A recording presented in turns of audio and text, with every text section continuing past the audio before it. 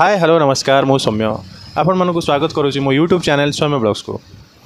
दर्शक बंधु आपण मानक गोटे प्रीवियस वीडियो देखी जे माने आलू रेट कमिबो केबे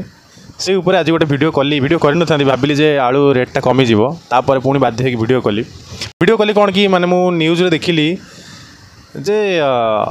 ममता को फोन कले मोहन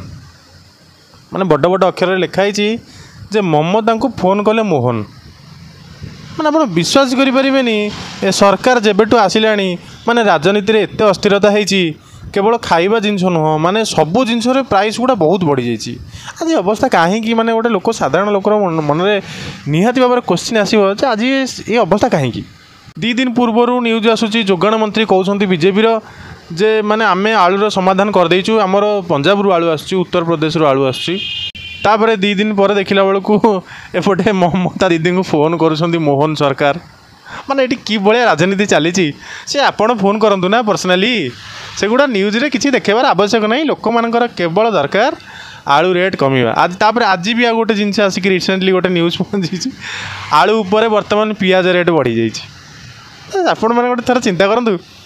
जे गोटे लोकर दरमा जदि मासक 6000 टंका होइतिबो सी जदि आलू 50 टंका दे किनिबो पियाज 50 टंका दे किनिबो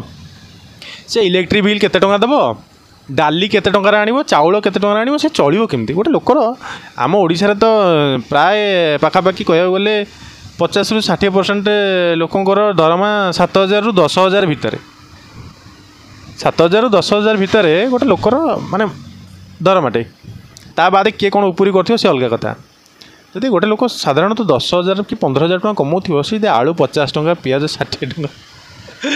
चाउल 100 टंका डाली 200 टंका तेल 200 टंका देखिए जदि से किणव से चलो केमती आप थर के चिंता कर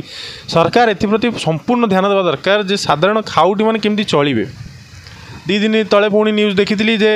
आलू गोदाम उपर चढ़ऊ अरे आलू गोदाम उपर चढ़ऊ करदे कौन आलू आसो भारी आलू आपड़ मैनेजमेंट करना पश्चिमबंग आप आलू आनीपारूना नासिक आप पियाज आनीपारूना आप आनीपारूना आपड़ ए नियंत्रण करना आप विफल आलू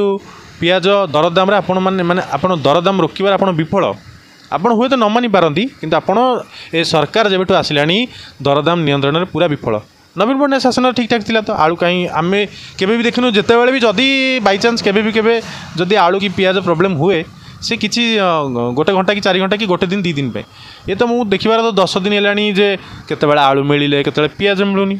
केतेबेला पियाज मिले आलू मिलूनी सेपटे देखला बेलू न्यूज रे आसूची बड़ बड़ अक्षर रे जे पियाज गोदाम आलू गोदाम उपर चढ़ऊ आज्ञा आलू गोदाम उपर चढ़ऊ गले आपन किछि पाइबेनी आपन गोटे आपन तो 24 घंटा चढ़ऊ करि परिबेनी कि वर्षक 12 मास आपन चढ़ऊ करि परिबेनी ना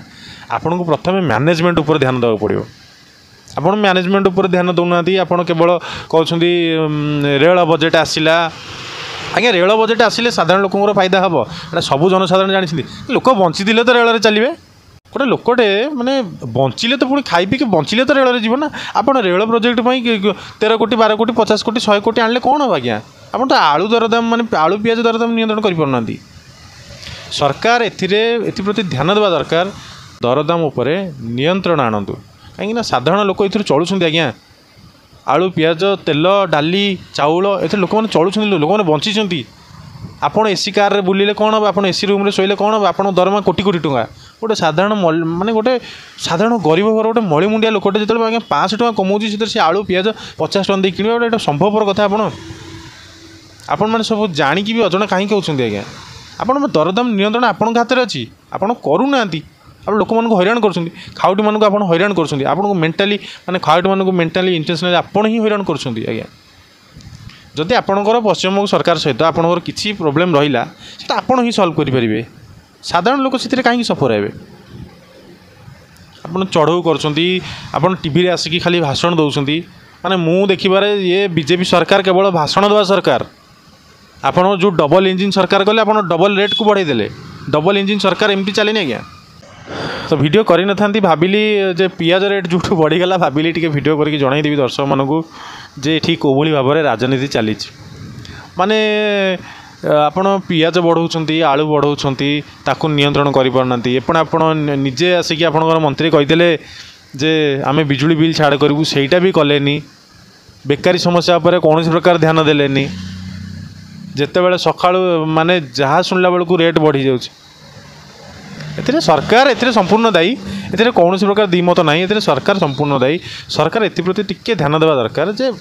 ସାଧାରଣ ଜନତା କେମିତି ଚଳିବେ ସେଇଟା ପ୍ରଥମ ସରକାରଙ୍କର। ଆପଣମାନଙ୍କୁ ବାଛିଲା କିଏ? ଆଜି ଯଦି ମୋହନ ସରକାର ମୁଖ୍ୟମନ୍ତ୍ରୀ ହେଇଛନ୍ତି ତାଙ୍କୁ ବାଛିଛି କି ଏଇ ସାଧାରଣ ଜନତା? ଆପଣ ସାଧାରଣ ଜନତାକୁ ଏତେ ହଇରାଣ କାହିଁ କରୁଛନ୍ତି ଆଜ୍ଞା? ସେଥିପାଇଁ ମୁଁ ଭିଡ଼ିଓ ମାଧ୍ୟମରେ ଆପଣଙ୍କୁ ଖାଲି ଟିକେ ଜଣାଉଛି ଯେ ଆପଣମାନେ ଟିକେ ଦୟାକରି ଖାଉଟିମାନଙ୍କ କଥା ଚିନ୍ତା କରନ୍ତୁ। ଯେଉଁମାନଙ୍କର ରାତି ପାଇଲେ ମାନେ ଆଳୁ ପିଆଜ ତେଲ ଡାଲି ଦରକାର ସେମାନଙ୍କ କଥା ଆପଣ ଟିକେ ଚିନ୍ତା କରନ୍ତୁ। ଆପଣ ଆସିକି ଆପଣ କହିଦେଲେ ହେବନି ଆଜ୍ଞା। ଆପଣ କହିଦେଉଛନ୍ତି ଗୋଟେ ଦିନ 30 ଟଙ୍କା 35 ଟଙ୍କାକୁ ଆଳୁ ଆସୁଛି, ପୁଣି ସେଇ 50-60 ଟଙ୍କାକୁ ପଳାଉଛି। ଆପଣ ମ୍ୟାନେଜମେଣ୍ଟ କରିପାରୁନାହାନ୍ତି। ଆପଣ ମ୍ୟାନେଜମେଣ୍ଟ ଉପରେ ଧ୍ୟାନ ଦିଅନ୍ତୁ। ଯଦି ଆପଣ ମ୍ୟାନେଜମେଣ୍ଟ ଉପରେ ଧ୍ୟାନ ଦେବେ ହୁଏତ ଖାଉଟି ମାନେ ସାଧାରଣ ଜନତା ମାନେ କେବେ ଅସନ୍ତୋଷର ଶିକାର ହେବେନି। ଆଉ ଯଦି ଆପଣ ସେମିତି 40 ଟଙ୍କା 50 ଟଙ୍କା କରିକି ରଖିବେ ନେକ୍ସଟ 5 ବର୍ଷରେ କ'ଣ ହେବ ସାଧାରଣ ଜନତା ଆପଣମାନଙ୍କୁ ଉଚିତ ଜବାବ ଦେବେ। ତ ଇଏ ତ ଥିଲା ଆଜିର ଦର୍ଶକ ବନ୍ଧୁ ଗୋଟେ ଭିଡ଼ିଓ ଯେ ମୁଁ ଆପଣଙ୍କୁ ଜଣାଇଦେଲି ଯେ ସରକାର ଆସିବା ପରେ କେମିତି ସବୁ ଅର୍ଥନୀତି ବଦଳିଗଲା। ବର୍ତ୍ତମାନ କେବଳ ରାଜନୀତି ହିଁ ଚାଲିଛି, ଆଉ କିଛି ଚାଲିନି ଏଠି। ତ ଦେଖା ହେବା ଗୋଟେ ନେକ୍ସଟ ବ୍ଲଗ୍ରେ। ସେ ପର୍ଯ୍ୟନ୍ତ ଆପଣମାନେ ୱେଟ୍ କରିଥାନ୍ତୁ ସୌମ୍ୟ ବ୍ଲଗ୍ସ କେମିତି ଆଗକୁ ଯିବ। ଭିଡ଼ିଓଟାକୁ ଦୟାକରି ଆପଣମାନେ ସେୟାର କରନ୍ତୁ। ସୌମ୍ୟ ବ୍ଲଗ୍ସକୁ ଡେଫିନେଟଲି ଲାଇକ୍ ସେୟାର ସବସ୍କ୍ରାଇବ୍ କରି ଭିଡ଼ିଓଟାକୁ ଏନ୍ଜୟ କରନ୍ତୁ। ରହୁଛି, ନମସ୍କାର।